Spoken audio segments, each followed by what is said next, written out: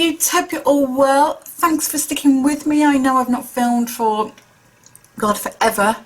But I've been busy being a mummy to my little bean, and I've also been working and doing a hairdressing course, and I've also been chronically sleep deprived because my bean does not sleep. But I'm back for Halloween. I hope you're all well and I hope you enjoy this video. So the main material even for this tutorial is a strange one. It's wool. Now wool is one of the best ways to make raised veins. You simply take some pieces of wool and break them up like I'm doing here so that you've got thinner pieces. Break them up from the middle of each strand rather than the ends so they don't get all knotted up. So you just want loads of strands. I'm doing loads of black and a few red. You can see there I tried to split it from the end. Doesn't work. Quick snack break, quick drink, and we are starting on the painting. So I'm using alcohol paint, but you can use face paint or red lipstick or whatever you happen to have, as long as it's skin safe. So I'm just dabbing on some blotchy red patches with some very watered down, or should I say alcoholed down, red alcohol paint. And then taking a sponge, spraying a little bit more alcohol on there and just dabbing that over to blend that more into the skin. You don't want it too blended though, because you still want to look blotchy. I'm also going down on my arms and my chest.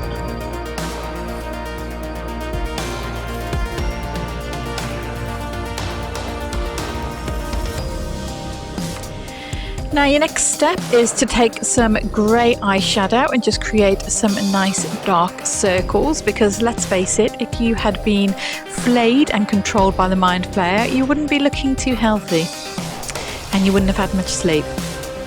So it's best to use eyeshadows or anything that's safe around the eyes, because alcohol paints aren't the greatest around the eyes. Anyway, once you've done that, I'm taking some more red alcohol paint and putting it around my nose. Again, use whatever you happen to have. You just want your skin to look kind of irritated, you want to look a little bit ill, so just do the same at the corners of your mouth. And now there are, on the people who've been flayed, particularly Billy, there are these kind of raised, nasty, gnarly, mouldy looking patches, as well as the raised veins. So I'm just creating those, just creating the base colour for them, and then I'll build them up later with skin safe silicone. So that's just a sort of a grey purpley tone for those, almost like a bruise. Now starting on the veins, I didn't want to go straight in with the wool. I wanted to paint them in first of all to create a base tone. So I'm just going in with a sort of purpley colour mixed with a little bit of black and just tracing those veins on. Just make sure the shapes are organic and that they're not too symmetrical, not too straight. Look at some reference pictures of veins to get some idea. I'm just doing them all around my mouth and all down my neck, chest and the tops of my arms, and then just blending them into the skin a little bit, ready to put that wool on top. So then taking some prosthetic adhesive, this is just a Pros-Aid, and going straight over those coloured veins that you've just created with a cotton bud and some glue. This is ready to stick that wool on.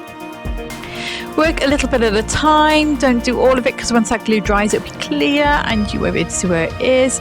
So just stick your woolen veins on to your face. That's a strange sentence, isn't it? I didn't put wool veins on all of the drawn veins, just on some of them, the ones that I wanted to look a bit more prominent. So basically, yeah, you don't need to make them all raised, because some of them will be kind of more flattened underneath the skin, and it just gives a bit more dimension if some of them are drawn on and some of them are done with the wool.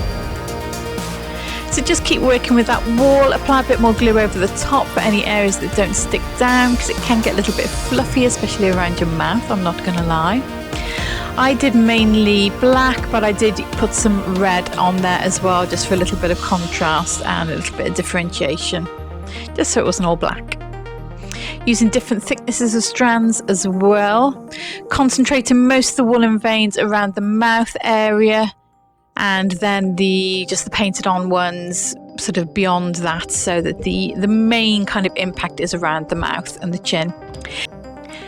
Now taking that skin safe silicone, you want to mix equal parts of A and B. Make sure you clean your tools in between because you do not want to contaminate A with B because that's what causes it to set.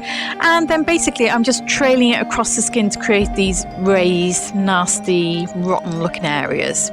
Leave that to dry, and then I'm mixing up a flesh tone with some pink, yellow and whatever the other colour was that I pointed out there.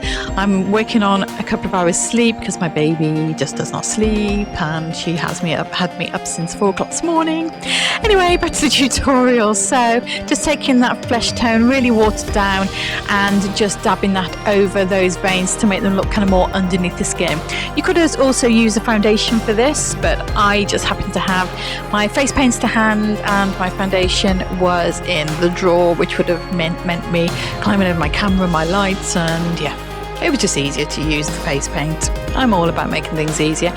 Anyway, once you've done that, you want to take a little bit of red face paint and some purple face paint, very watered down, and just dab those in to create some more kind of nasty, irritated skin detail. This look is all about layering the colours and the textures to get a really nice natural effect. Well, as natural as somebody who's been flayed by a giant monster can look, of course. Just deepen up any areas that you think need deepening, including around the eyes and around the nose. Just make sure you keep it nice and patchy and not blended because you want it to look nasty and not pretty. And then just colouring in those nasty areas. Now obviously you've pre-coloured underneath these, so that will give the base tone, but you just want to put a little bit of extra very, very watered down purple shade so that it kind of sinks into the crevices of those raised areas, and then it shows up the raised areas as well because they're a little bit lighter. Now the skin wasn't quite as nasty and irritated on the characters in Stranger Things that I have done here, but I just wanted to use a little bit of artistic license and make it look a little bit nastier. So I did. So what you got to say about that then? Anyway, and then I painted in some little extra thin veins because I just felt that it needed a little bit more because those main veins just looked a bit too prominent, so I just wanted some tiny little thin veins. So I just took a very fine brush and just using a very light hand just kind of wiggled the brush on with very watered down paint and just created a few more veins just to, you know, set the look off and make myself look even more beautiful. Once you're happy with the veins, you are done. Right, this is the finished flayed look. I hope you like it. If you do, please give this video a massive thumbs up. Comment down below and let me know if you watched Stranger Things Series 3 and what you thought of it. So like, comment, subscribe and all that jazz, as it really helps me out. And I will see you next time. See ya.